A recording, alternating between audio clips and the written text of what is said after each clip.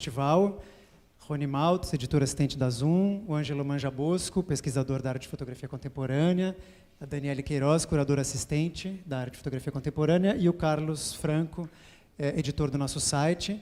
A Luara Macari não está aqui, nossa estagiária, porque está correndo atrás para conseguir fazer coisas, mas também participou muito da construção desse evento.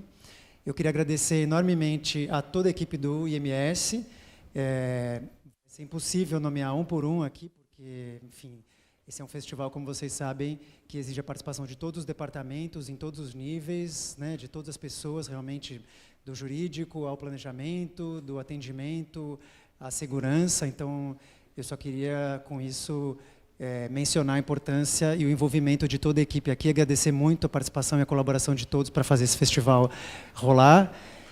Queria agradecer enormemente as nossas convidadas de hoje, na verdade, todos os convidados e convidadas e convidades que estão presentes aqui, não só das mesas, mas também da Feira de Fotolivros, da exposição da convocatória, das oficinas que vão acontecer, e, obviamente, vocês também, por terem vindo, porque não tem festival, né, sem público, e acho que a participação de vocês e a colaboração de vocês é das coisas que mais nos motiva para continuar realizando esse festival todos os anos, e, inclusive, para voltar a fazer ele presencial, como esse ano.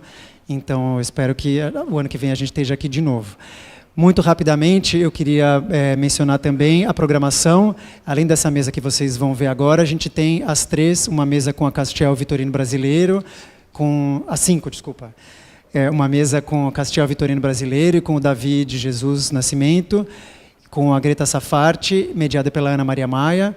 Vamos ter às 7 da noite uma mesa com o fotógrafo Samuel Fossô, com mediação da coordenadora aqui de educação, Renata Bittencourt.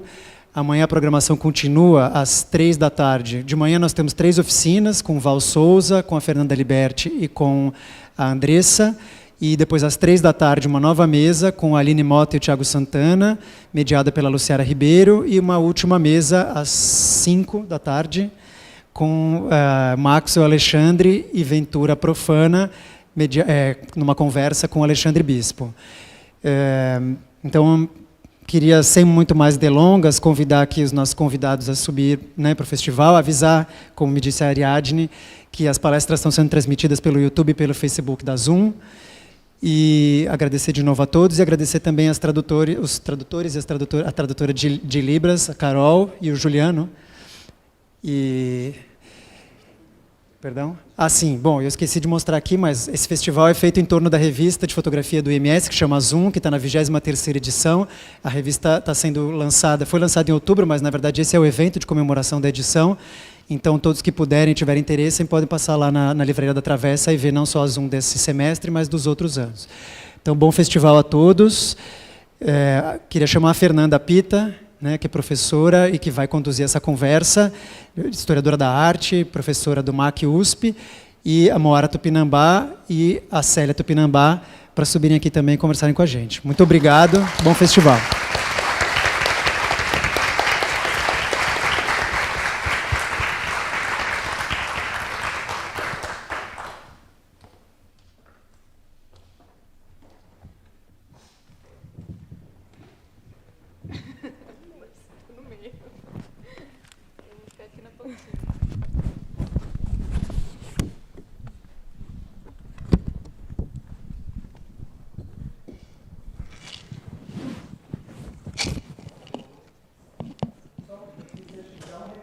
A gente vai ter a possibilidade de fazer perguntas do público durante a fala. Então, quem puder, tem papelzinho e caneta por aí, pode fazer a pergunta e depois a gente passa para a Fernanda, tá bom? E essa que chegou agora é a Luana Macari, nossa estagiária, Luara Macari. Desculpa, Luara.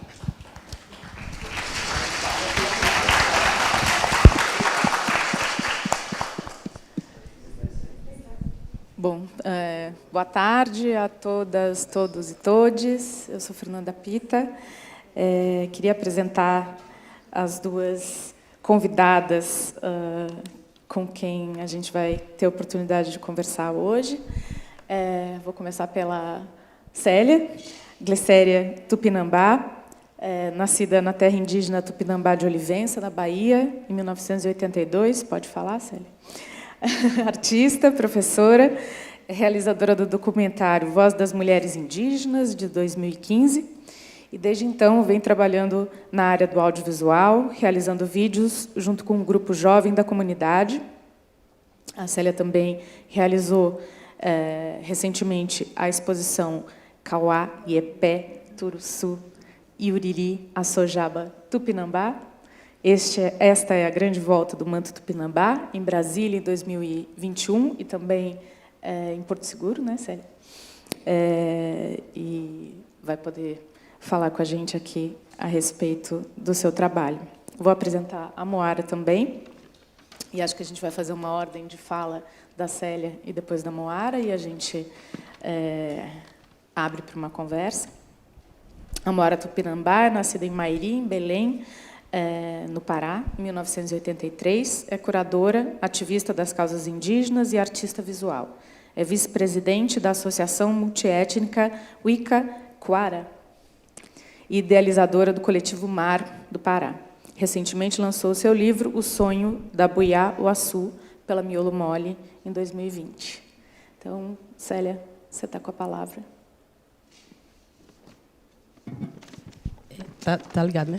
Então, eu queria que passasse primeiro o filme. Convidar vocês a assistir um filme. Esse é o filme, o Manto em Movimento, mas em Silêncio.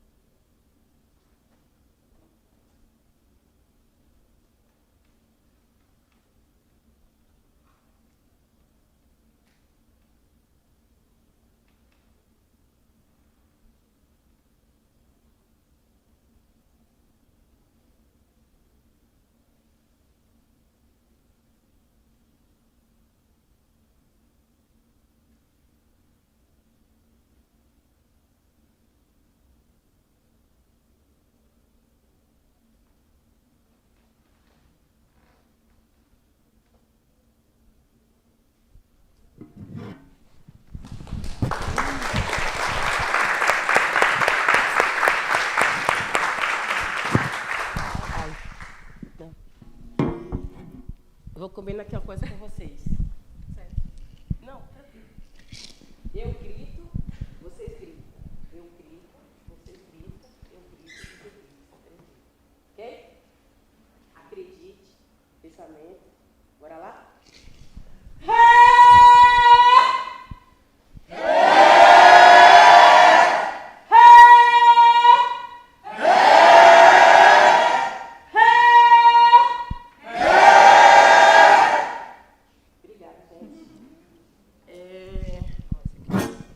agora eu vou voltar a sentar, né?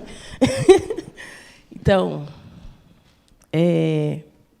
primeiro a gente pede licença aos encantados, né? Ao nosso pai, Tupã. E é dessa forma que a gente tenta se conectar primeiro com ele, com os gritos, para ele inclinar o seu ouvido para nos ouvir nesse momento. Então, isso faz parte dos nossos rituais, e principalmente quando a gente quer ser ouvido, né? Então, e como Deus é ocupado, né, com tantas demandas, a gente, quando o menino está fazendo alguma coisa de errado, está muito enchido, fazendo uma coisa errada, a gente grita a ele, ele toma aquele choque e olha para a gente, né? Então, para o que está fazendo. Então, a gente entende dessa maneira e que Deus está muito ocupado, mas, quando a gente grita, ele calma, estou vendo. Então, ele vai olhar para a gente e vai nos abençoar, né? E vai dar permissão de falar.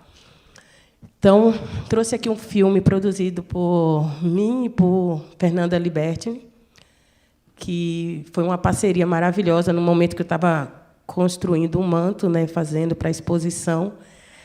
E quem estava registrando esses momentos foi Ori, meu filho, a criança de 4 anos, e outro meu filho, né, Eru Tawan, com 8 anos. Então, era conflito, né, gente? E aí ela me liga e eu falo, venha para cá. Ela, que dia? Amanhã. Ela, não posso, uma semana. Eu falei, tá bom. Aí ela se organizou e ela chegou lá com a mala maravilhosa de máquinas, né? Para tirar foto, drone, aquilo, nunca tinha visto tudo aquilo junto, né? Foi coisa maravilhosa. E aí a gente tirou uma semana e a gente fez foto, fez essa apresentação, né? Esse momento, né, de colocar o manto em movimento, que a ideia era essa. Fazer o manto não é aquele manto que está lá na Europa, no museu, estagnado, parado, adormecido, né? E eu queria trazer como era o manto mesmo em movimento, como o manto vivia dentro do nosso povo e em ritual, e de acordo com as narrativas e histórias dos mais velhos. Então, recuperar o manto, trazer o manto hoje, a vida, ele tem a ver com esse território que te apresentei aqui nesse filme, que é o meu território, Tupinambá, que está localizado no sul da Bahia, TI Tupinambá de Olivença. Esse território ainda está em processo de demarcação, né? Já tem quase 20 anos ainda nesse processo, e a gente espera que agora, nesse novo governo, seja demarcado. Mas a gente ganhou ele já no STF, de 10-0, mas nessa época aí, né, o ministro não quis assinar. Mas esse território aí é para ter muita luta e muita resistência.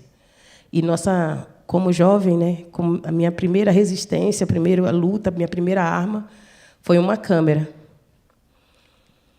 Em 2003, eu vim aqui em São Paulo, que meu irmão veio morar aqui, e aí ele me deu uma câmera. Eu voltei e fui filmar toda a violação ambiental que estava sofrendo o meu território. E a gente montou uma peça e entramos na justiça. E eu pensava que a justiça, naquela época, e sempre, né, como mostra aquela escultura dela, né, vendada aos olhos, é para ouvir as partes e ser imparcial e julgar, né? Então, diante daquela audiência, o juiz vira e fala, por nós ser indígena, ele iria dar contra a gente. A decisão era contra. E pelo fato da gente ser indígena. Ele não julgou as provas, mas, sim, pela condição de um povo, de uma etnia, ele julga. Vocês não têm direito sobre essa terra. E nós volta para a aldeia, senta diante do fogo do toré, e, junto aos mais velhos, a gente faz esse relato do que acontece diante, né, do que a gente viveu. Nós, um grupo de jovens, todo mundo triste. E aí ele fala, não, o juiz estudou. Ele tem o poder da caneta. Ele tem essa decisão, ele pode tomar essa decisão. Mas nós temos o direito de resistir. Então, essa decisão dos mais velhos, essa sabedoria, que ele toma aquela decisão ali e fala assim, vamos à luta. E aí a gente começou a fazer a retomada. Então, esse lugar, esse rio, estava poluído, as matas estavam sendo jogadas toda no chão, os nascentes do rio. Tinha árvore de Jequitibá, eram 3 pessoas para abraçar. E eles iam lá e derrubavam. E secavam o nascente do rio. Em 2004, a gente só estava com 9 nascentes de rio, que era um lugar que tinha 500 nascentes de rio. Então, para você ver a redução de mata que foram tiradas e nascentes que foram jogados no chão, então, e a gente ia ficar sem água. E a gente foi a melhor coisa, a melhor decisão da gente foi ter feito isso em 2004, porque em 2015 teve uma seca no sul da Bahia que todo mundo não teve água para beber. E, graças a Deus, a nossa ação, nós tinha água e nós recuperou esses nascentes. Então, que aqueles velhos estavam diante daquele fogo, naquele momento, aquele ritual, e eles disseram para a gente, vamos resistir? Então, hoje a gente tem água para beber e água para oferecer às pessoas, porque muita gente, hospital, escola, abrigo, muita gente foram lá buscar água e nós doamos água. Fora os animais que a gente recuperou, os animais que estão voltando, a gente tem 5 espécies de onça, estou com o maior orgulho, e voltou agora, recentemente, 2 casais de Sariema. Então, para a gente, é ser igual, é nossa Arca de Noé, nosso território. E eu fico muito feliz que a fotografia, hoje, no momento da arte, acolha esse espaço de linguagem. E eu agradeço muito imensamente a esses parceiros, as parcerias que a gente vem encontrando, a Zoom, né, Rony, Tiago, cada um de vocês, para mim, foi incrível ter encontrado nesse em 2001, sobre falar dessa visão do manto e dizer como o manto estava vivo aqui, que é um patrimônio do Brasil, mesmo estando na Europa. Mas a gente tem um manto que não é o manto da Europa, não é o manto com as penas do Guará, mas é um manto construído com as penas do território, porque, para o manto existir, o território precisa existir, a natureza precisa existir, os animais, a fauna, a flora, tudo isso, porque o manto não se faz sozinho. Eu não consigo tramar o manto. É o manto que me trama. E aí ele vem falando comigo, então o manto, para mim, ele fala. E eu escuto, e ele me projeta imagens, mesmo em preto e branco. Então, essas imagens dizem muito para mim, porque foi através de uma fotografia que eu encontrei os nós, que era um losango, passando a linha se tornava 2 triângulos, e foi através de uma fotografia de Lívia Melzi, que ela fez um registro sobre os mantos no museu na Europa, e nesses arquivos tinha um manto em preto e branco, e ela estava mostrando a fragilidade dos mantos no museu, e que ia desaparecer. E, para mim, aquilo ali foi uma riqueza em ter encontrado. E, mais ainda, que era uma mulher trazendo essa informação para mim. Porque o manto falou para mim que ele é produzido pelas mãos femininas, pelas mãos das mulheres. E que me traz esse outro nome, que são as magés, que portam os mantos.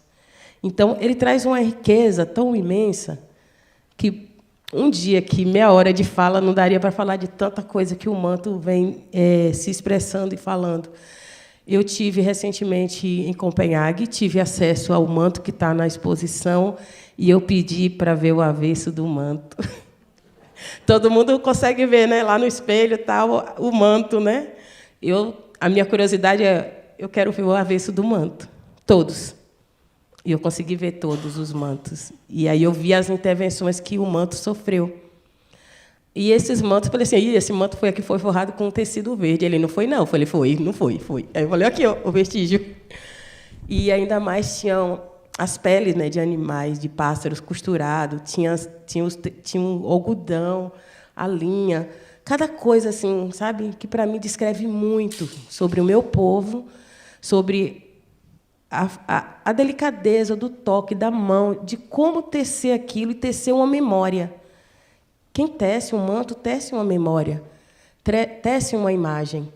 E aí foi incrível ver aquilo e pensar aquilo em silêncio, porque quando a gente traz as imagens em preto e branco, que o manto me apresentou, que o manto que está lá na reserva do Quebra-Li, na França, que que foi em 2018 que eu tive acesso a ele, foi a primeira vez, o primeiro manto que eu vi, e ele me mostra 3 imagens, que é uma imagem, o manto sendo construído na aldeia, crianças, penas, mulheres, redes, pessoas, em preto e branco. Eram sombras para mim, e eu estava lá. E aí depois eu voltava, por causa que eu falo que esse estado meu é estado de cosmogonia. Eu sofro de cosmogonia, tá, gente? Eu sou uma pessoa do cosmo que sofre muita agonia, que o cosmo vem, fala comigo, me dá uma agonia, e eu transmito a agonia para os outros. Eu não fico só para mim, eu consigo transmitir a agonia para as pessoas. E aí, o manto falou como ele é feminino, eu fiquei assim pensando, né? Aí veio outra imagem. A imagem quando o manto é tirado da aldeia e é colocado na embarcação e que some no fio do horizonte. E parece que eu estava ali com o pé na areia, eu até sinto. Aí, a embarcação sumia no fio do horizonte. Depois cortava essa imagem, vinha outra imagem, que era ele descendo no cais, e sumia numa viela. Eu falei, nossa senhora, que confusão é essa? E eu não entendia aquilo, que era uma comunicação, mas era necessário, para mim, recuperar o manto. E assim eu fiz. Com essas imagens, eu consegui fazer o manto que veste o cacique Babau hoje, e tem um outro manto que representa as magés, que está nessa exposição, que traz essa linguagem do lugar da mulher. E essa mulher foi interessante porque Fernanda Libertini, ela trouxe um livro, depois dessa filmagem, de a gente passar uma semana subindo e descendo, correndo, rodando. Ela, no final, me entrega um livro que é O Rio Antes do Rio. E aí está uma imagem, um casal tupinambá com a criança nas costas e uma mulher com um manto pelo avesso. Falei, gente, olha aqui a mulher, porque geralmente as imagens que a gente tem na internet é de Hans Thallen, né? Os 3 mantos, o homem e só o homem na roda.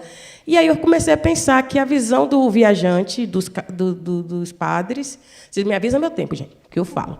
E aí ele vem com a visão de um lugar masculino. Ele não vem como lugar para olhar, descrever o processo da mulher. E aí, quando eu fui pesquisar sobre essas imagens, encontrar elas, eu vi que só encontra uma coisa. É só um registro, não tem mais do que isso. E aí foi interessante cada registro que eu encontrava. E o que menção ela me traz, né? E aí eu consegui encontrar a magé. Eu encontrei as mulheres, encontrei um texto que fala do ritual tupinambá feito pelas 6 mulheres, né, e acompanhado das flautas, que aí ficou pior ainda, né, gente? Eu comecei a ouvir as flautas. E acabei indo também nessa última viagem, eu encontrei a menina que faz a curadoria lá em Copenhague dos museus, e aí eu falei para ela, olha, não pode ser que eu vivo no fio da loucura, é o meu estado normal. Então, eu estou ouvindo o som das flautas. E, segundo algum texto que eu li, é as flautas usadas, que é do inimigo abatido, o osso da canela do inimigo abatido, que é utilizado para fazer essas flautas. E essas flautas existem e está aqui, porque é osso. Se é de pena, tem aqui, e de osso, mas tem ainda, né, que a terra não come. Aí ela falou para mim, então, Célia, você não está louca, mas ela falando e a menina traduzindo, tá, gente? Aí ela, você não está louca, e as flautas existem e está aqui. Não posso te mostrar, porque a gente está com a coleção, eles tinham uma coleção de 16 peças para o Mária, tupinambá, tudo direitinho. E aí eu posso trazer essa em fotografia. Serve? Eu falei, serve? Foto? Foto? Sim, serve. E aí, no dia o dia depois, ela me trouxe o catálogo e lá encontrei as flautas, né? Está em outro lugar da reserva, mas são a flauta da canela e uma flauta de braço. E linda, tem um grafismo lindo, maravilhoso, e que faz parte desse ritual, e que está lá. E ninguém sabia, nem os próprios museus aqui do Brasil não sabia. Eu fui atrás de uma menina lá em Oxford, perguntando se existia, eles disseram que não, só existia uma flauta de osso, que era do povo Maori. Aí eu falei, se existe o dele, existe o meu. E achei. Está lá. E eu quero voltar lá para ver de novo, porque eu quero ver de perto. Como eu escuto, eu preciso entender o que ela quer me dizer, né? Traduzir esse canto, né? Essa música.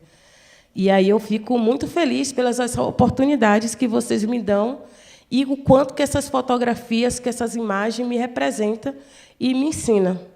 Porque, por mais que o viajante viesse e fizesse um registro sobre a gente em solo europeu, mas ele registrou algo que nós falamos, que nós fizemos. Um exemplo, tem uma imagem, uma xilogravura do século de 1505, foi logo quando eles chegaram, eles registraram, tem uma imagem com várias partes mostrando a questão do canibalismo, mas tem uma cena bem pequenininha lá, que é de uma mulher sentada, com a criança no colo, né, e ela usando o manto está bem detalhado assim, um pouquinho nas costas, com cocá, e vinha outra criança entregando para ela uma pena. E aí, ouvindo das pessoas, dos pesquisadores, falando que tudo isso aqui que são registrados de imagem é do imaginário do europeu. Isso não existe. Falei, pode não existir tudo, né? Mas partes aqui existem. E aquilo aqui, eu falei assim, eu destaco essa cena aqui, ó, porque, ao fazer o manto, teve muita participação das crianças. E as crianças que chegavam até a mim, ela me entregava uma pena. O terreiro lá é repleto de pena, que tem ganso, pato, galinha, tem uma bicharada danada. E aí as crianças andam no meio do terreiro, e aí elas encontram uma pena, várias penas, mas ela só pega uma pena e ela vai lá e me entrega. Está aqui, para botar no manto.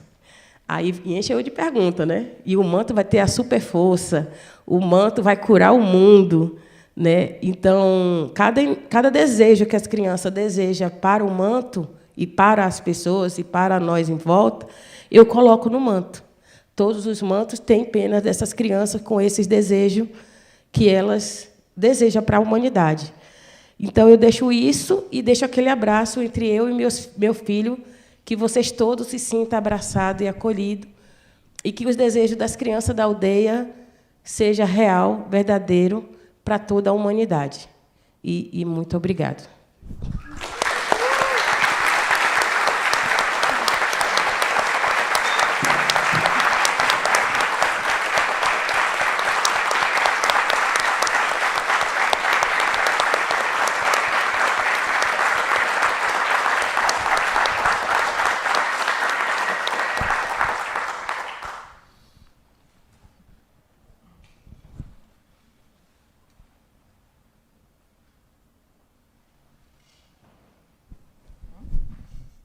Dá um tempo de respirar, né? Vou passar a palavra para a Moara e a gente continua essa conversa já já. Nossa, muito bom te ouvir, sério, assim, emocionante, né? E quero dizer que o povo Tupinambá do Tapajós com certeza está muito feliz, né, com essa presença aqui da gente juntas nesse lugar. Queria agradecer muito por eles, por Milena, por Raquel, pelos parentes que estão lá. Bem, também quero aqui pedir licença, né, aos meus ancestrais, a esse território aqui, né, que esse território é um território de muitos povos, né, Guarani, Tupinambá, Tupiniquim, Tupi-Guarani, Pancararu, enfim, é um território de povos originários, né, São Paulo. É um lugar que antes era a nossa Piratininga, conhecido por nós, né? E queria pedir licença a todos os ancestrais que possibilitaram esse encontro, esse momento agora de estar aqui com vocês também e da gente poder falar um pouquinho sobre a gente, né? Sobre a nossa história. Antes de iniciar aqui, eu sou meio de ficar de costas aqui, mas tudo bem. Eu queria ler um poema do parente Angacaru Ubiraú, que é um parente lá de Mairi.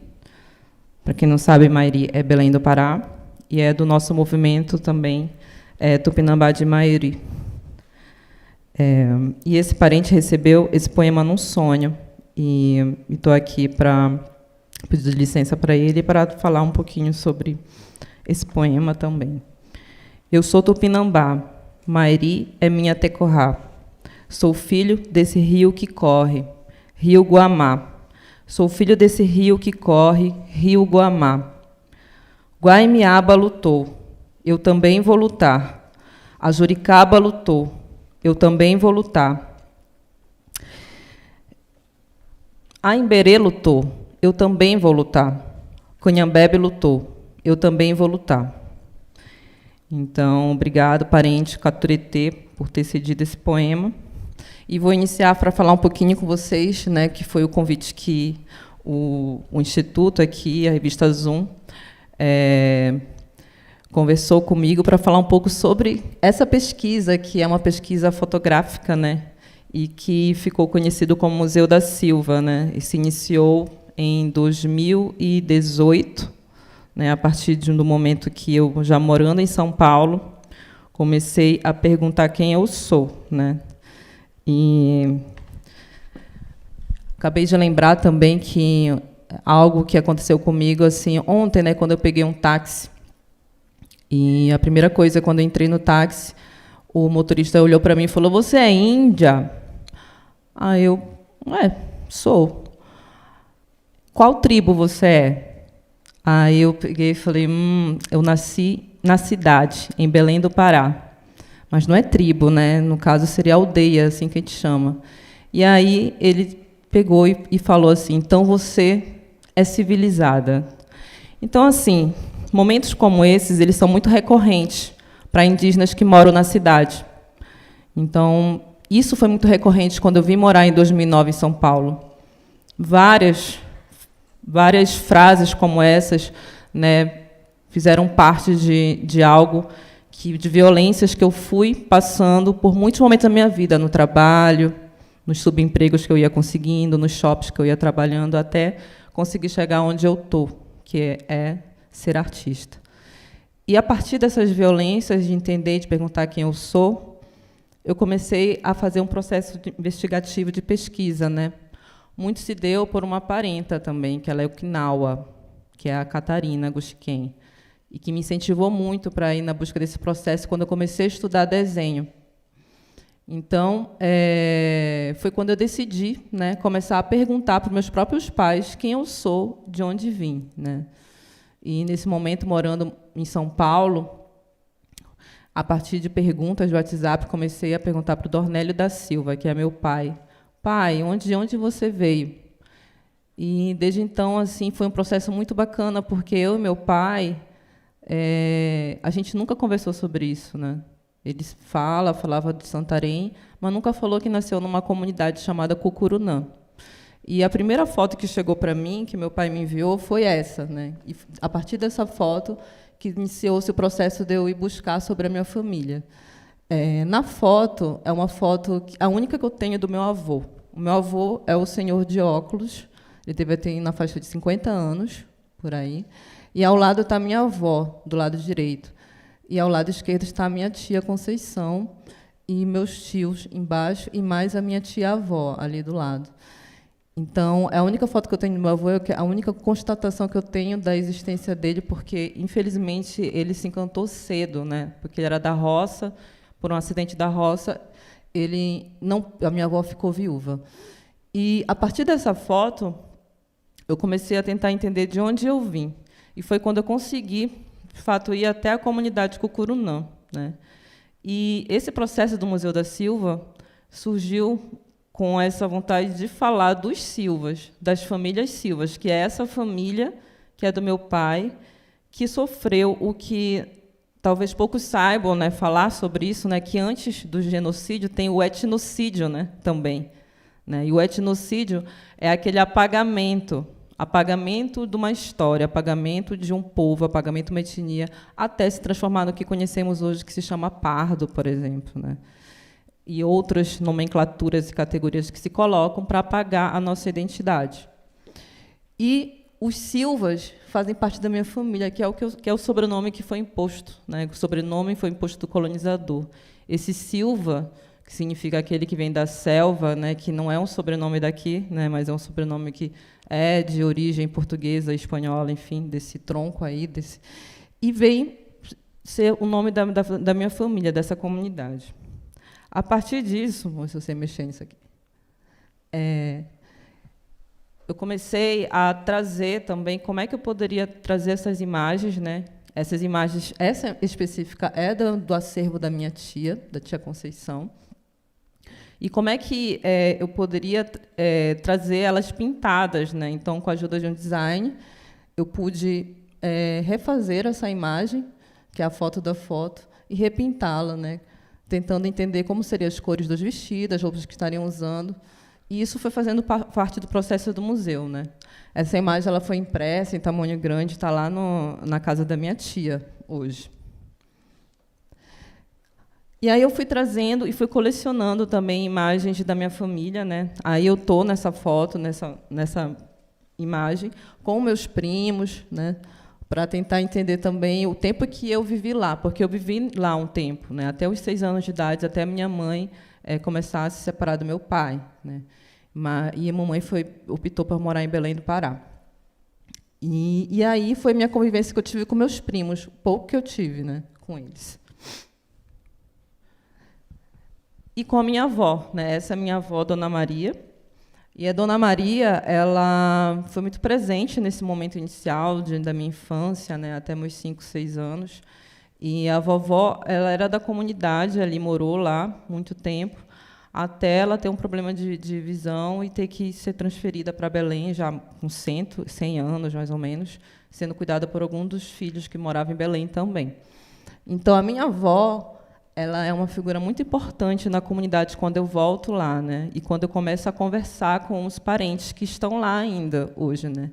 A partir de um momento de perguntar para eles sobre minha avó e meu avô. Então, eles começam a me falar da vovó, da importância dela na comunidade, de que ela era benzedeira, rezadeira, e que ela curava as crianças. Enfim, várias histórias que eu fui, né, registrando a partir do áudio, né, da oralidade, trazendo isso e transcrevendo, né, com a ajuda de pessoas que também, de parentes, inclusive minha prima, que está aqui hoje, transcrevendo esses áudios para que a gente consiga colocar num lugar que se chamaria Museu da Silva, né? E, a partir disso, fui juntando, e foi quando a pandemia apareceu, em 2020. Né? E aí eu tive que interromper esse processo todo, né, de pesquisa, e comecei a reorganizar as imagens e fotos que chegavam até a mim, da minha família, mas também, né, a partir de um momento, quando eu me deparo com fotos também da comunidade, que não só da minha tia, né, que é da comunidade, mas fotos de outras famílias que estão lá. E começo a compreender que Cucurunã, para tentar explicar um pouco para vocês, é uma comunidade de zona rural, né? E ela é a comunidade mais próxima do centro de Santarém. Eu não sei se alguém já foi em Santarém aqui, né? Mas deve conhecer a Alter do Chão, né? Alguém conhece a Alter do Chão?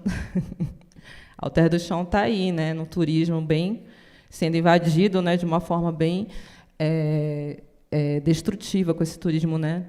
Bem complicado. Inclusive tem muitas pessoas do sul lá, né? Comprando terras. E os parentes estão vendendo, né, tudo ali. Então, a gente está tendo uma especulação imobiliária muito forte. Quando eu chego a Cucurunã, eu percebo que esse lugar de zona rural, né, é totalmente sem políticas públicas, sem apoio do Estado. O INCRA, totalmente, sabe, sem apoio do INCRA, sem apoio de nada, assim, sabe. Em um lugar onde a especulação imobiliária está de uma forma avassaladora, né, onde não se respeita a própria comunidade lá, sobre suas tradições, né, sobre, enfim, as famílias que estão lá construindo cultura, né. E aí eu vou me deparando com alguns acervos que são acervos do seu Tarciano. O seu Tarciano, ele foi muito amigo de um dos meus tios, né, e também do meu avô. E o seu Tarciano vai trazendo essas imagens, né, e essa imagem que está aí aparecendo é uma imagem da primeira igreja, né, da primeira igreja da comunidade, quando chegaram os primeiros, né, digamos, estrangeiros, e começaram a, de fato, a colonizar por ali, né. E foi quando a catequese ela se tornou algo presente e forte, né. Então, a catequese ela é muito presente ali nas comunidades, em Santarém. E aí eu descubro que o meu avô também era um catequista, né, e que isso também era muito presente, né. Então, era uma forma de alfabetizar, como se fala, né, que eles falam, eles aprendiam a ler, a cantar, a rezar, a partir dessa forma que era mais próxima de ajudar uma comunidade que estava esquecida ali. Então, a catequese ela foi muito presente, e vocês percebem nessa missa, né, na frente da igreja. E existe ali, né, eu vi um detalhe de um grafismo bem bonito ali, né, dessa igreja. Só que, quando eu volto na comunidade, essa igreja já não existe mais, essa de madeirinha. Ela foi demolida e hoje tem uma de alvenaria. Aqui também uma das imagens das crianças na escola, isso deve ser de 1950, por aí, né? E aí também a gente vai e brinca para pintar, né? A gente pinta aqui e tenta imaginar também como seria essa imagem pintada. Essas imagens, elas estão, aos poucos, sendo pintadas também para fazerem parte do Museu Vivo de Cucurunã, que é um recente projeto que nós estamos fazendo lá na comunidade, né? Já entendendo que o Museu da Silva foi um começo para desdobramento de um museu vivo. E aqui eu já trago algumas imagens já mais recentes, deve ser da época de quando aconteceu o Festival da Farinha na comunidade, logo no comecinho. Essa foto o Fernando Miranda que trouxe para a gente. E aí mostra como é que era feita na questão do festival, né, de trazer a farinha como esse principal, né, essa principal cultura ali do local. E Cucurunã, nessa época, era muito conhecida como a melhor farinha da região, do Tapajós, né? Então, a comunidade sempre se reunia para fazer a farinha, para trazer o tarubá, para trazer os derivados, para trazer o carimbó, muito presente ali na região também. E esse lugar ele acontece do lado de uma beira de uma estrada. Aqui um pouco das pessoas da comunidade fazendo. E aqui é uma foto mais recente, já 2021, quando já volto, né, sempre estou indo lá na comunidade. O Festival da Farinha ele acabou ficando parado, né, 2 anos parado. E aí, como é que retorna? Sem recursos, sem apoio, né? Então, assim, aos poucos, a gente foi tentando articular com a prefeitura, com a Universidade Federal do Pará, né? Fernando Miranda foi tentando de todas as formas e conseguiu realizar esse ano, né? E aí, quando eu volto lá, eu volto para registrar também eles fazendo farinha, contando sobre a história da farinha, contando um pouco para a gente sobre o tarubá, né? O tarubá é uma tecnologia ancestral da região ali, que ela é feita a partir da mandioca, uma bebida muito utilizada nos rituais, mas nas conhecidas festas juninas, né? E aí eles começam a retomar a feitura do tarubá feito pelas mulheres, né? As mulheres que fazem ali, e parece muito com cauim, né? Com cauim tupinambá também. A diferença é que é feito de outras formas, né? Mas não sei se eu trouxe fotos aqui. Aqui elas estão preparando, né? E aí existem alguns processos diferentes, né? Que se faz esse biju, né? Que é um biju, e aí vai fazendo biju e eu acho que eu não trouxe as fotos, não sei. E aí deixa maturando no lugar, né? Numa cama, né? E aí lá depois vai se transformar numa bebida que é batida no liquidificador, e aí ela fica fermentada depois de um tempo. E vira uma bebida fermentada, como a cerveja, né? Mas é nossa ali, natural, e é muito gostosa, inclusive docinha, né? Quando está muito afermentado, né? E aí a gente está nesse processo de trazer o tarubá, experimentando com essências, né? A gente ficou experimentando lá com cupuaçu, né? E fomos vendo para ver como é que a gente poderia fazer o tarubá de outras formas também, né? E aí o Fernando ali atrás, com a camisa do Flamengo, que é a nossa principal liderança ali da região também, junto com as mulheres, que elas que são conhecedoras dessa cultura. Isso, acho que foi. E aí, assim, hoje, o Cucurunã, entendendo, né, das várias voltas que eu vou lá e vou me encontrando com os parentes que estão lá, eles também começam a buscar, ir atrás da história, né, e também a trazer suas imagens e fotografias, que eu não trouxe para cá porque é muita coisa, né? Mas que a gente começou esse processo de forma que foi, né, chegando eu, tentando entender sobre a minha história, mas, coletivamente, a gente foi se reorganizando ali para trazer também quais são as pautas principais da comunidade, para se entender, para se pertencer àquele lugar, já que o Estado, né, não se interessa, não dá apoio como deveria dar. Então, a própria comunidade, principalmente mulheres, você vai ver um coletivo de muitas mulheres ali presentes, e tanto as mais com mais idade, quanto principalmente as mais novas, interessadas em trazer todo esse pertencimento, essa busca das suas origens, e também transcrevendo, tirando fotos, fazendo vídeos, fazendo canais, né? O Fernando construiu um canal também, e tentando, de alguma forma, coletivamente, né, fazer-se ser respeitado naquela região, né? Por mais que a cidade esteja sendo invadindo cada vez mais essa comunidade, tem uma comunidade ali respirando, pedindo para, né? Então, parem com essas especulações imobiliárias, deixe a gente fazer também, preservar a nossa cultura aqui, né?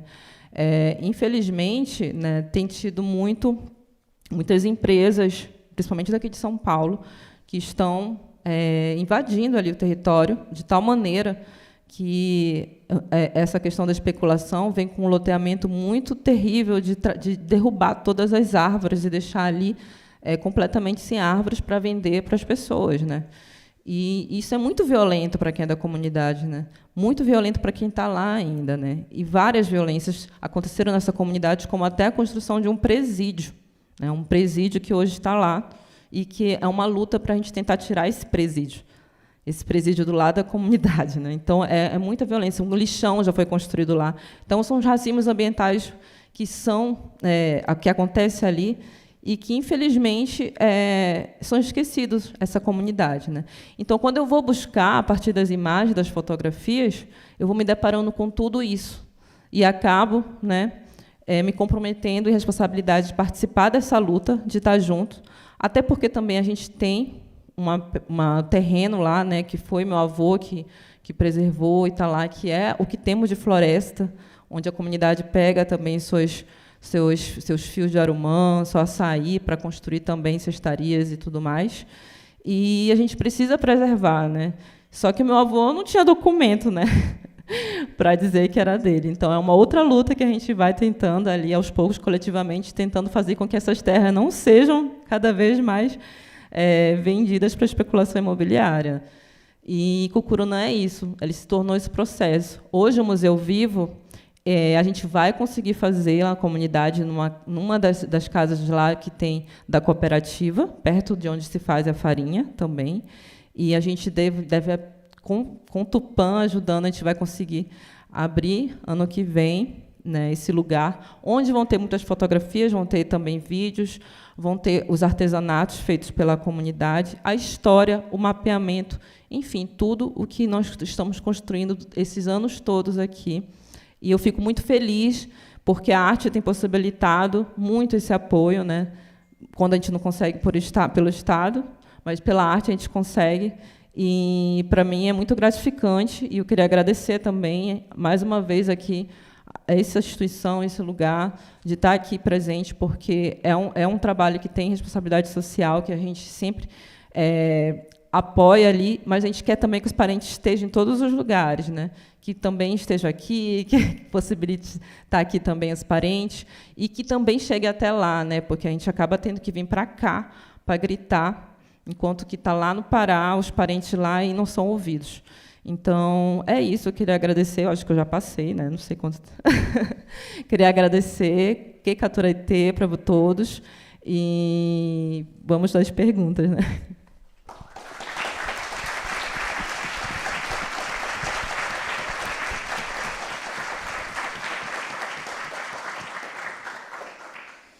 Queria agradecer a Célia e a Moara pelas falas, e acho que tem muitas costuras e conversas aqui para a gente desenvolver. Esse nosso tema, né, da imagem nesse festival atravessa, acho que de maneiras distintas, as práticas e as questões, né, que vocês duas trouxeram aqui para a gente. Célia, eu gostei que você começou falando, né, da importância da imagem, da câmera como esse instrumento de resistência, né? mas que naquele momento era insuficiente, né? Aquela prova, aquele documento, né, que a imagem produzia não foi, né, apesar de apresentado, né, não foi acatado pela justiça. Mas, para além dessa ideia da imagem como documento, né, acho que tem, na sua prática e em outros momentos de te ouvir, também percebi isso, como você tem uma maneira própria de fazer perguntas às imagens, né? Essas imagens não são só documentos, né, ou não são só disparadores de memórias, mas você tem um jeito próprio de olhar, né, para essas imagens, tocar as imagens, mexer nas imagens, né, e dessas imagens também voltarem para você.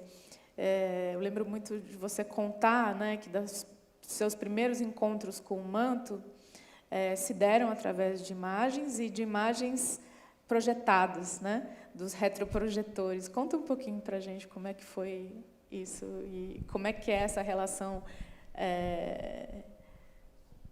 para além do olhar que você tem com as imagens. Tá. Em 2000, vou voltar lá um pouco mais no tempo, né, gente? Eu tenho que estar sempre nessa linha do tempo. Em 2000, aqui em São Paulo, foi o lugar que sediou e recebeu o manto que veio lá da Dinamarca. E aí, nesse período, a gente também estava lutando pelo nosso reconhecimento, porque foi dado como os tupinambás tinham sido extintos, mas nós sempre estávamos lá. Então, e aí, para garantir o território, garantir aos poucos que ficaram lá, então houve uma mobilização de reconhecimento. E ninguém abria as portas para a gente, mas chegou esse momento de vir visitar o manto. E aí foi escolhido Dona Anivalda, e ela foi a primeira mulher tupinambá, né, uma anciã, vir aqui em São Paulo e ir até o manto, ver o manto. E aí os encantados e o manto guiou ela. E aí tinha um rapaz, registrou essa foto e publicou no jornal, no Folha de São Paulo, como a fala dela, né? Nós somos tupinambá e queremos o manto de volta. E aí faz aquela luta de o repatriamento do manto. E aí dá possibilidade, aí ela faz esse levante tupinambá e vem o reconhecimento, a equipe, a FUNAI vai vir acompanhar isso de perto. Mas o processo que ela anda na comunidade coletando assinatura, fazendo o documento, pedindo o manto de volta, esse aí foi negado, né? E 2006, 2004, a gente fez retomada, e aí foi dando certo. Em 2006, eu tive a ação, a brilhante ideia, de presentear o encantado com o manto. E aí, como fazer o manto, que eu nunca vi? Só uma coisa que a gente tinha era o canto. Como fazer isso a partir... Então, vou buscar os mais velhos. Aí, que tinha agulha, que tinha a linha do tucum, que tinha a linha do algodão, tinha que fazer, tinha isso, tinha aquilo. Todo esse processo. Falei, aí não dá, né, gente? Aí, mas dá para fazer o tucum, pegar uma linha e tentar fazer os pontos, que era o ponto do jereré, o que a gente conhecia para fazer rede, pescar, né, essas coisas assim, era isso aí. E aí, a pesquisadora que estava na área, que é Patrícia Navarro, ela ofereceu um curso de História e Antropologia. Aí eu falei, quero, vamos. E aí ela veio, e aí ela trouxe uma máquina estranha. Era esquisito o negócio. Parecia mais um caranguejo.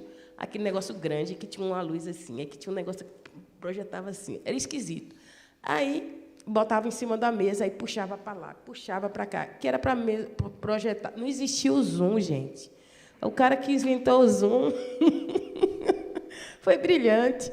Aí, e a gente, um monte de criança, nós adolescentes, então, e aí quando ela projetou aquela luz na parede, aquela imagem que ela trouxe a transparência desse manto, que está em Copenhague, gente, foi muito legal assim. E a gente parecia aquelas as moscas na luz, né? A mariposa na luz. E aí a gente tentava fazer com que aquela imagem entrasse dentro da gente. A gente colocava na mão, a gente pulava para frente. Então, a gente queria que aquela imensão daquela imagem entrasse na gente. Era importante que aquilo chegasse até a gente. Só que não, né, gente? E aí ia para a parede. E aí não tinha um zoom para a gente ver realmente a trama do manto. Não dava para ver. E as fotos que só tem daquela... E aí foi a partir dali, mas também veio uma parte técnica, né, informação técnica, que a gente pôde pegar as medidas, né, do manto e poder fazer. Aí eu bati o prego na parede, estiquei o cordão, amarrei a base e tramei a malha.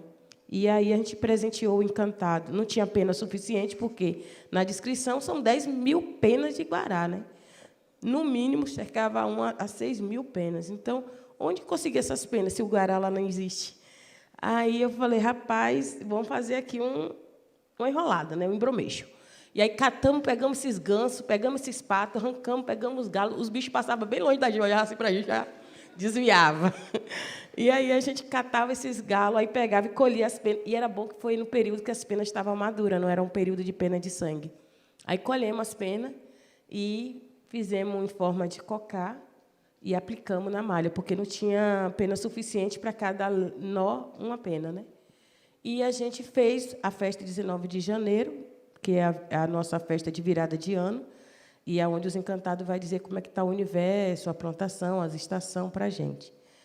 E aí entreguei, e aí o encantado vira para mim, eu falo, eu quero que você me ajude, me dê sabedoria e tal, aquela coisa toda que a gente quer, para poder desenvolver mais sobre o resgate, né, da nossa identidade, da cultura, né, de fazer isso. Ele, sim, tudo a seu tempo.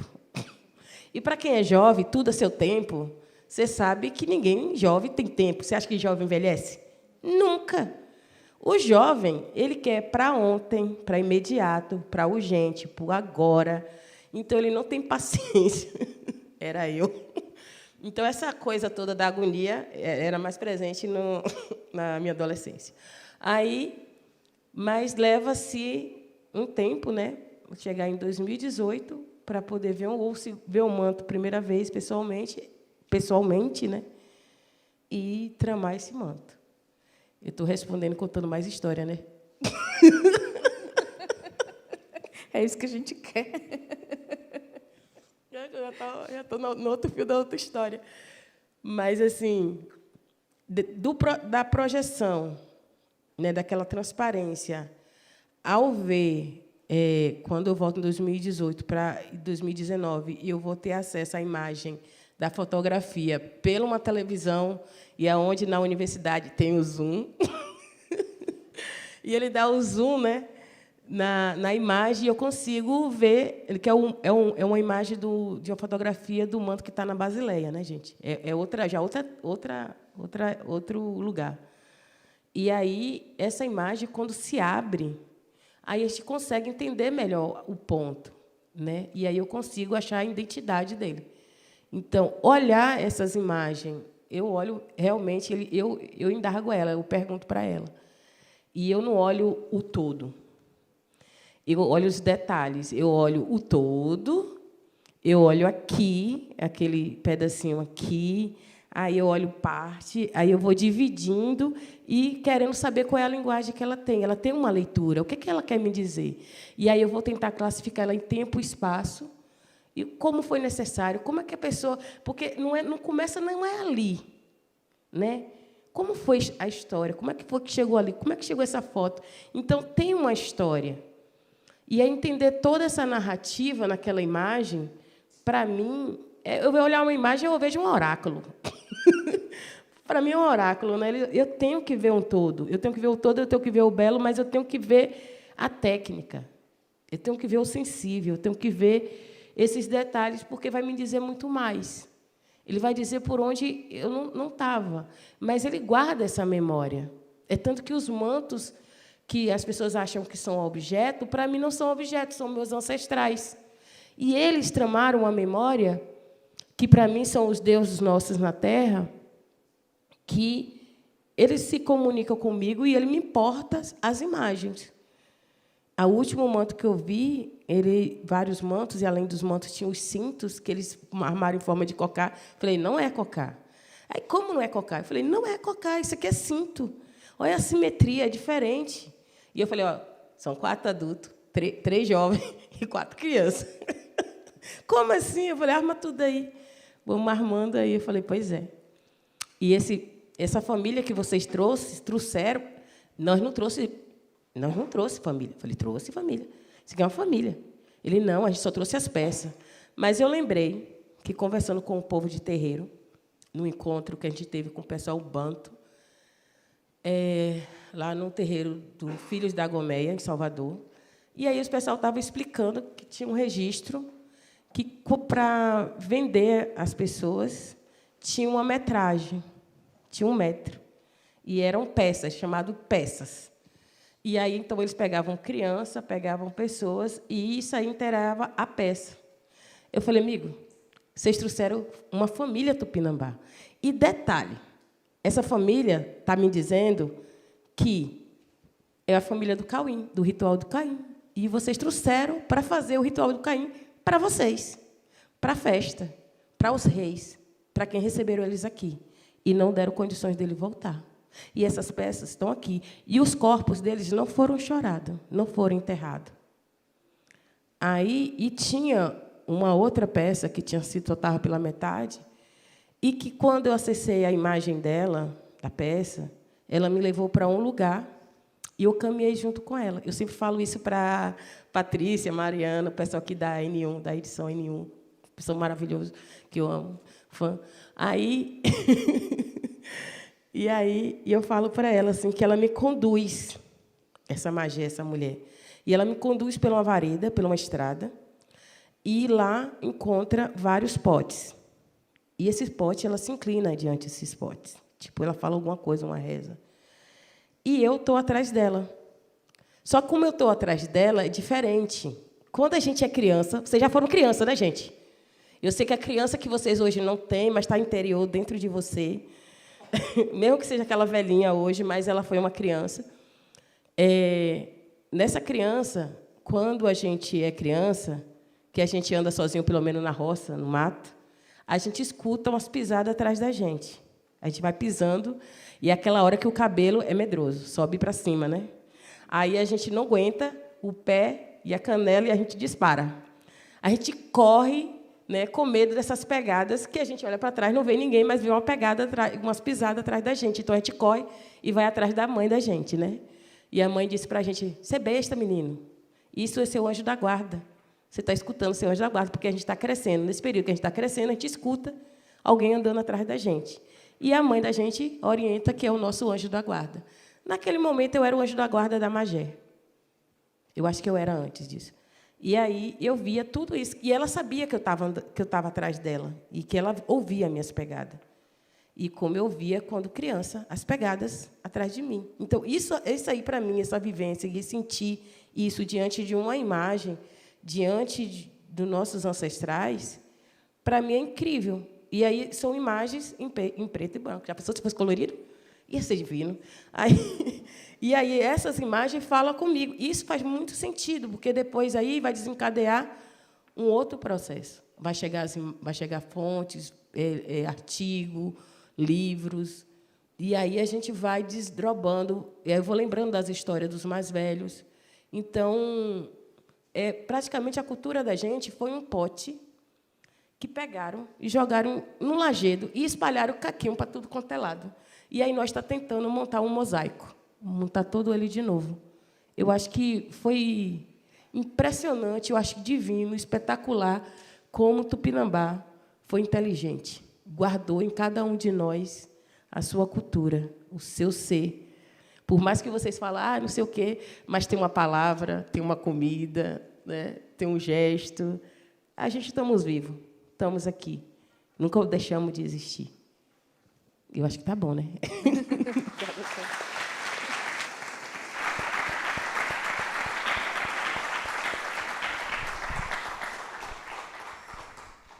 Moara, eu queria te perguntar um pouco mais desse processo de pesquisa, né, com as imagens que você começa a ativar também, né?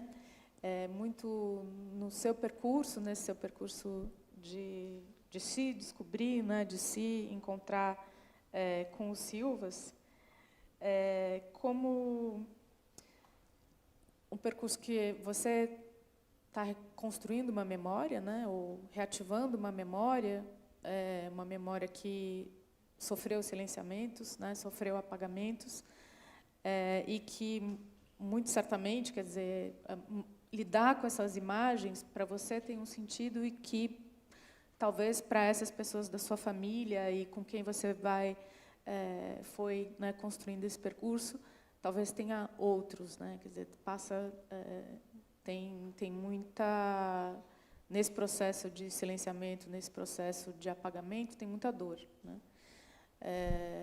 Como foi para você tomar esse cuidado, né, de lidar com essas imagens de maneira a respeitar também esses processos de cada um, né, se confrontando com essas imagens ou tendo que responder à tua vontade de reencontrá-las? Bem, as fotografias assim não eram um objetivo na minha vida. Elas simplesmente chegaram até a mim, né? E chegaram a partir da minha família. Então, como eu vivi boa parte da minha vida em Belém do Pará, né, eu vivia a cidade de Belém, né, que é a nossa Mairi, que nós estamos retomando hoje, né, e reencontrar com a minha família em Santarém, que são maioria Silva ali, né, metade da minha família Silva que mora ali, foi muito forte para mim, né, foi muito importante. Obviamente, né, essas imagens, fotografias são de um acervo da minha tia, da tia Conceição, né, que ela guarda daqueles coisas da Kodak, assim, num plastiquinho, assim. Então, ela guarda desse jeito. E, quando eu fui até lá, né, e foi pela minha prima, pela Lucilene, que é uma grande mulher ativista, que, inclusive, acabou de ganhar um prêmio lá em Brasília, fiquei muito feliz, que ela é da agricultura familiar de Santarém, né? Então, foi ela que foi me trazendo para a comunidade e abrindo, né, dando permissão. E nós fomos construindo esse pertencimento, né?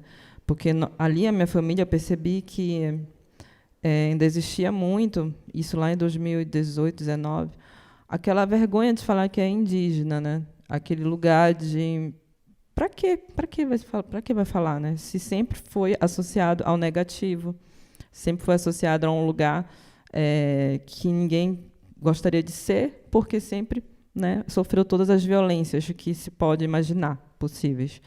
Então, esse reencontro com a imagem, com a foto, com o álbum de família, foi para todo mundo um lugar de reencontro consigo mesmo. Então, para eles, posso dizer que, a partir desse momento que começou esse lugar, foi de entender que, por mais que a minha família tenha sido, né, são também colonizadas, infelizmente, pela igreja, que aconteceu muito forte em Santarém, né?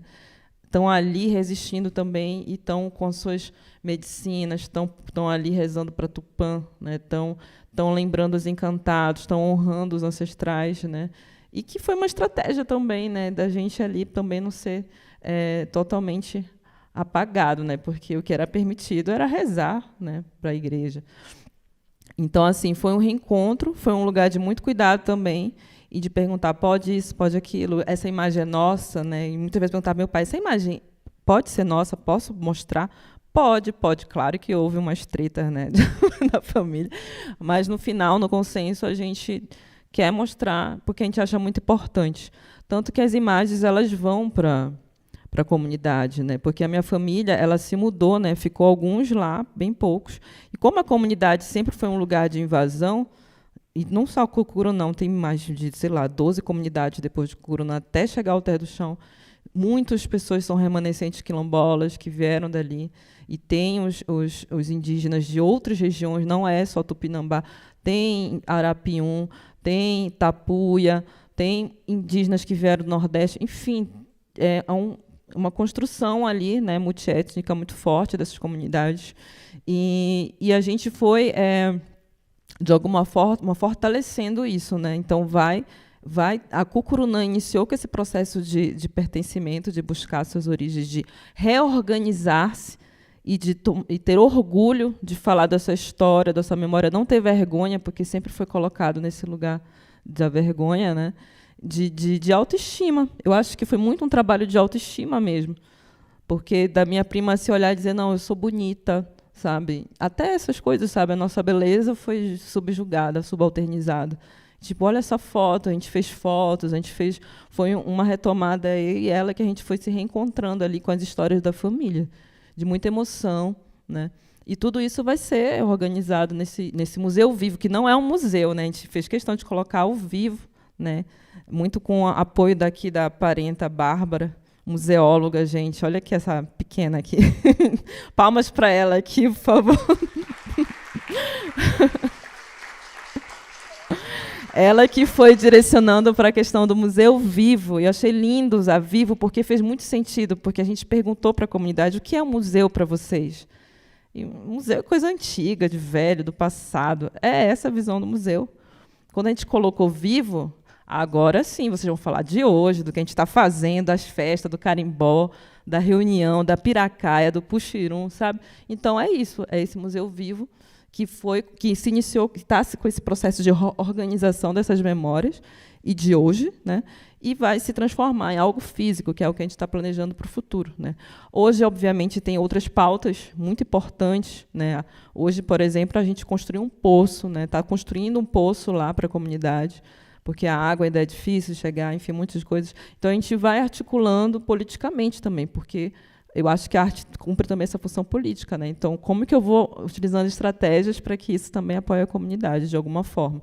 Mas foi muito nesse lugar, assim, de respeito, de perguntar. Tem uma família Arapium lá que está organizando também suas fotos, sabe? E aí eu falei, você que organiza agora, não tenho nada a ver com isso. Vai organizar, vai colocar, vai trazer, né? Então, assim, como a gente depende muito, né, de edital, de não sei o quê, né? Aí não tem máquina fotográfica, aí não tem uma boa câmera. Eu não sei filmar, aí como é que chama os parentes para filmar junto? E aí, então, é tudo ainda processo de organização, primeiro, para depois formação e tudo mais. Então, atendendo o que a comunidade quer, né? Você quer falar um pouquinho de como foi? Porque você falou eu no filme, mas você tem um filme que é o filme com a Maria Madalena, né? Que é uma entrevista que você faz com ela, que faz parte desse processo do museu. Você quer falar um pouco para a gente como é que foi isso? A Maria Madalena, sim, tem um filme da Maria Madalena. Ela foi uma das mulheres que foram entrevistadas também lá no Cocuruna, logo no começo, em 2019, por aí, 2020. E a Dona Madalena, ela vende farinha na beira da estrada. Ela é muito conhecida, ela tem a barraquinha dela lá. Em todo mundo que vai para Alter do Chão, ou de Alter do Chão para Santarém, provavelmente vai conhecer a Dona Madalena. E foi muito importante conversar com ela, porque a Dona Madalena foi trazendo também as histórias do meu avô, né? As histórias que a minha família conta, mas também histórias que eu não sei e que ela foi trazendo. Então, fui trazendo a história do meu avô, falando da minha avó, falando do papai também. Como é que está teu pai? A gente brincava, enfim, no açaí, subia no açaizeiro, e, enfim, um monte de coisa. Então, ela foi contando essas histórias e eu fui filmando, gravando ela. E foi muito divertido. Assim, no começo, eu fiquei, caramba, Madalena. Mas, quando eu me apresentei como neta, né, do vovô e da minha avó, Maria, e ela começou a se abrir e falar. E isso também faz parte da memória da comunidade, porque ela conta, antes de chegar à estrada, o asfalto, como é que era a comunidade, né? Um passado, e trazendo para o hoje, para o presente, né? Com asfalto, com a igreja de alvenaria, que ela, enfim, quando era igreja de madeirinha, e como que isso, como eram as ladainhas, enfim, várias. Ela vai contando a cultura, né? E as toadas, os puxiruns, que aí ela vai trazendo de um lugar melancólico também, dizendo que hoje a comunidade, infelizmente, não está realizando puxiruns como era antes, né? Porque no passado existia uma mobilização maior coletiva, né? Para construir uma casa, para fazer um peixe assado, para todo mundo se unir ali para um objetivo em comum. Mas eu vou percebendo que a cidade, como ela vai chegando à cultura, essa cultura da cidade, ela vai destruindo essas formas, essas tecnologias nossas, que são coletivas, né? E aí eu vou percebendo isso na fala de algumas pessoas, né? Dessa saudade desses encontros, né? De se fortalecer coletivamente, e que se vai individualizando, porque ela diz, meu filho hoje é pedreiro, né? Antes não tinha pedreiro na comunidade, não tinha essa coisa de pedreiro. As meninas virando domésticas, né? Então, poxa, o que sobra de trabalho é isso, para quem está lá, né? Porque tem que ir para Santarém, ou ser doméstica, ou trabalhar como pedreiro. Então, não é o que está acontecendo, não. Então, tipo, a comunidade, as pessoas que ainda estão ali em projetos coletivizando, estão tentando reverter isso, para que os jovens não acabem indo também para a prisão, né? Porque tem um presídio lá do lado, tem jovens da comunidade no presídio, que são indígenas, né, de outras regiões, e para não possibilitar isso, né? Que futuro nós vamos pensar para isso, né?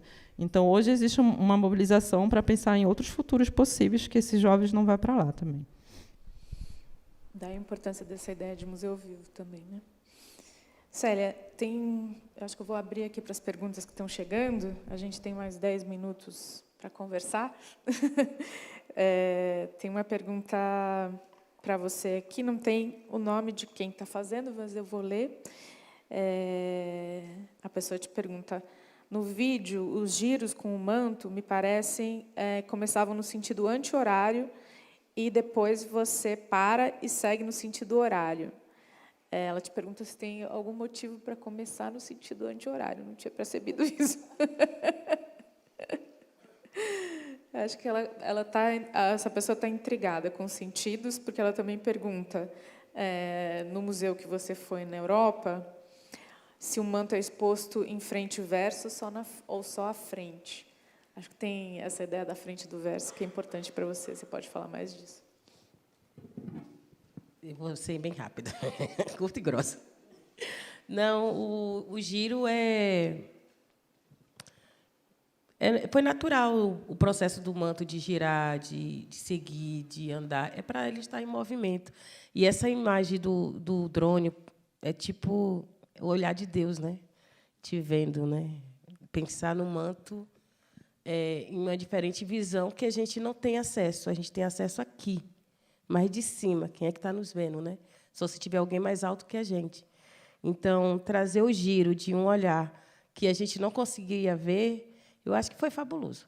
Aí, e essa questão de ver o manto, como ele está o manto que está na reserva cá na França, ele está numa placa. O manto que está em Copenhague, quando eu vi ele já estava pronto para mim ver ele, né? Eu nunca tinha visto ele. Então, por isso que eu vi a frente e vi o verso. E quando estava lá na vitrine, que eles voltaram para a vitrine, porque eles tiraram para fazer o tratamento, né? Que cada tempo em tempo tem que tirar para fazer o tratamento, para ele manter jovem, né? Cadê a juventude? Foi a juventude dele e para ele ter mais durabilidade. Aí ele devolve para a vitrine e a luz empata você ver a trama. Você não consegue ver a trama. Se você for tirar uma foto também, a imagem reflete. Não tem como você ver com detalhes. Você só vai ver aquele marromeno, né? Então, é um pouco disso. E aí, ver o manto, porque, como ele fala comigo, né? Então, ver ele na frente e ver o avesso, ele pôde falar muito mais. Eu pude entender o que ele falava e quais as intervenções que ele sofreu. Porque tinha outras linhas, tinha outras cores. E os outros 5 mantos teve várias intervenções. E se encontrar a sua própria identidade. Então, para mim, isso foi muito significativo. E ele me mandou, um outro manto pequeno, me mandou para mim para Bruxelas. Aí eu fui. Não sei como, mas eu falei, essa peça não é essa peça está em outro lugar. Fiz uma confusão tão grande. Aí, de repente, que eu estou lá na França, aparece um menino, Túlio, Célia, você precisa ir em Bruxelas. Eu falei, por quê? Porque lá tem um manto, você tem que ir. E o manto já te conhece, que eu li uma carta sua para ele. Eu fiz isso, fiz aquilo. Então, eu falei, vamos. Aí, chegamos lá, eu vi o manto, aí eu falei, realmente, parte desse manto estava no manto que está lá em Copenhague. E aí, então, esses mantos se fundem. E aí ele tem um colarinho, esse colarinho, na verdade, ele é uma tiara feminina de uma mulher. E aí ele está com uma gola e o outro está como tipo aquele manto grandão, né? Que eles foram identificados lá como Montezuma. E ele parece um véu de noiva e aquela coroa ele está cortada. E a parte está em Copenhague e a parte está lá em Bruxelas. Então, entender tudo isso, o que foi que aconteceu, por onde chegou os mantos e como ele se espalhou na Europa, eu acho fundamental entender isso, né? E as intervenções que o manto sofreu, porque eles levaram um ritual, eles não levaram qualquer peça. E outra coisa, eles apropriaram os povos indígenas de usar seus mantos, suas vestes, e quem passou a usar foi os reis, as rainhas, as princesas, enquanto nós fomos civilizados. Essas intervenções. Então, eu acho que temos que ver muito mais dos avessos. Eu acho que esses avessos têm muito mais a nos dizer. Obrigada, Sérgio. Os avessos têm a dizer. Tem uma pergunta aqui para vocês duas, e acho que a gente está bem? Pode fazer mais essa? Bem assim? Como vocês, acho que é legal fazer essa pergunta, como vocês enxergam o papel ambíguo da fotografia? Pois, ao mesmo tempo em que ela serve de registro e memória, ela chega pelas mesmas mãos ocidentais que trazem o colonialismo, a destruição ambiental, o genocídio.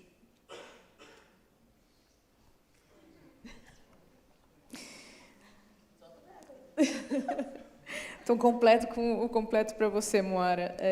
Acho que tem a ver com a resposta que você deu a respeito do museu também, como o pessoal da comunidade está participando da curadoria do museu, do compartilhamento desse acervo. E você falou um pouco dos incômodos, né, que são parte desse processo, mas talvez se pudesse falar de como vocês estão lidando com eles agora.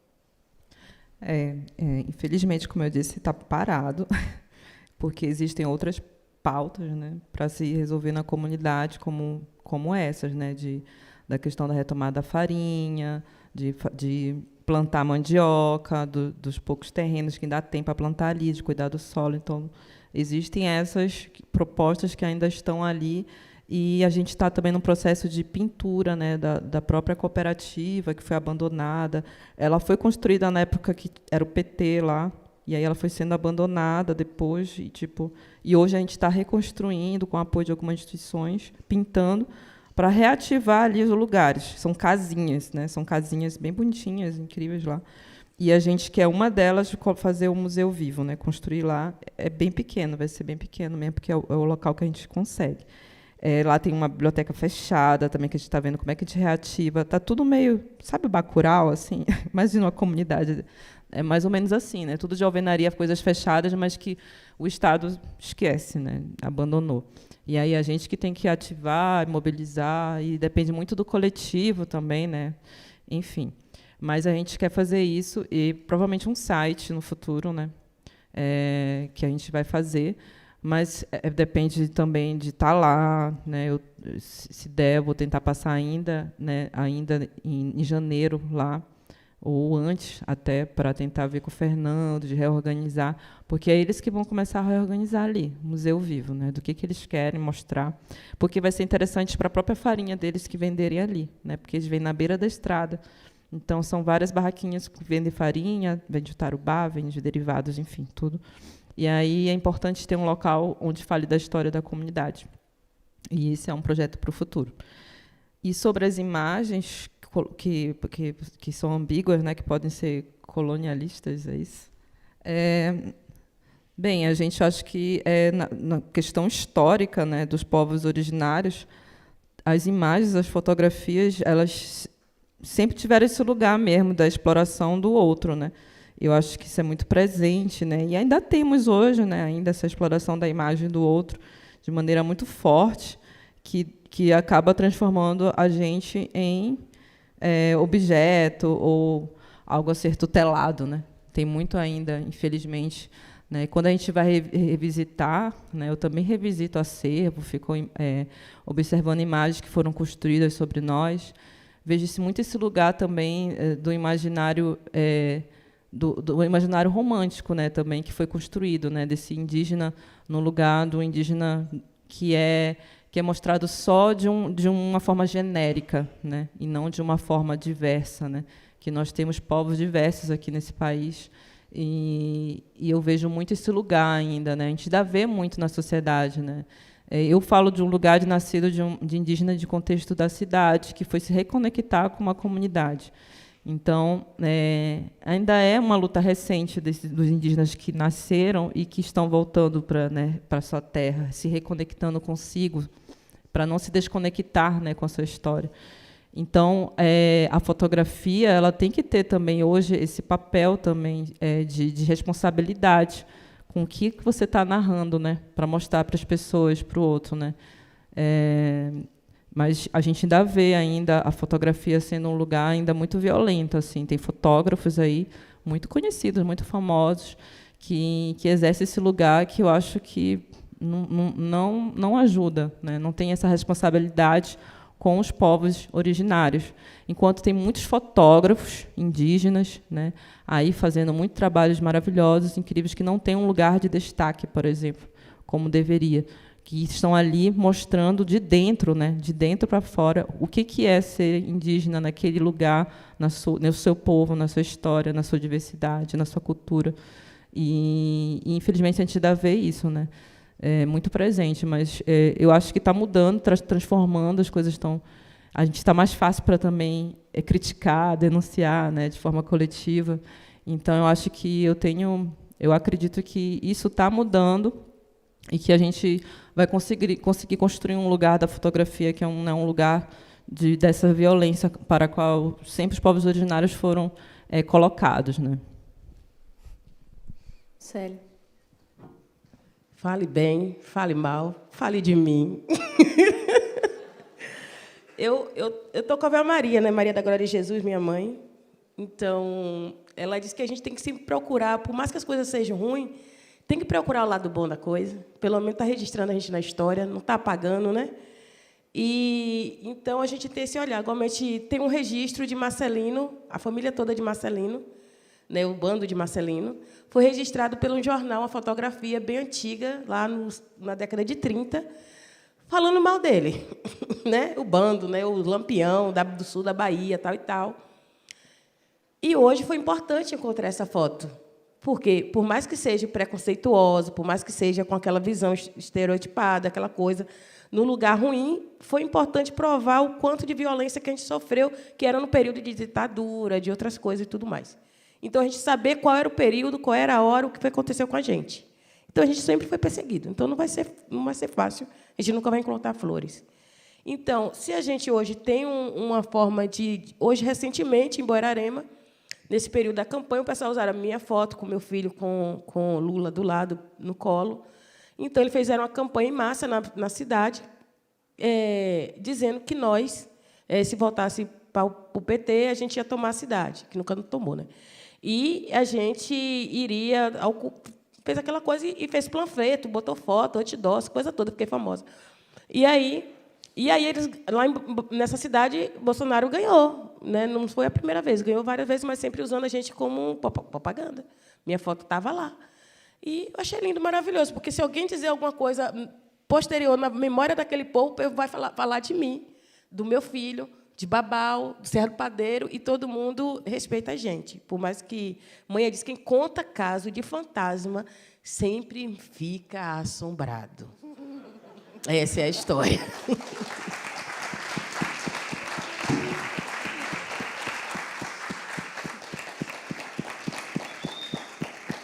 Eu queria agradecer muito, Célia, Moara, pela conversa e a todos vocês também pela presença aqui.